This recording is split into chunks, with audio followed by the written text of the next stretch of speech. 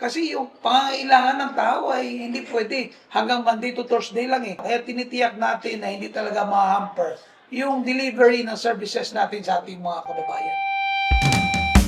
Yung 4 days kasi na work natin in a week, ay in-arrange ko na rin yan. Kasi normally, nagbi-meeting kami on Monday, then Tuesday to Friday ang trabaho. Ngayon, binago natin. Monday, walang meetings, lahat trabaho hanggang Thursday. Yung Friday, andoon lahat isi-set yung mga meetings. Pero pwede na tayong mag-online meetings na lang yung gagawin natin. Pero tinitiyak ko pa rin na yung mga frontliners natin, gaya niyan yung mga assistants, social works, yung hospitals, yung PDRIM, emergency, ay talagang may trabaho yan sila sa Friday. Hindi lang naman Friday, kahit Saturday, Sunday, nagtatrabaho yan sila. Kasi yung pangangailangan ng tao ay hindi pwede hanggang Monday to Thursday lang eh.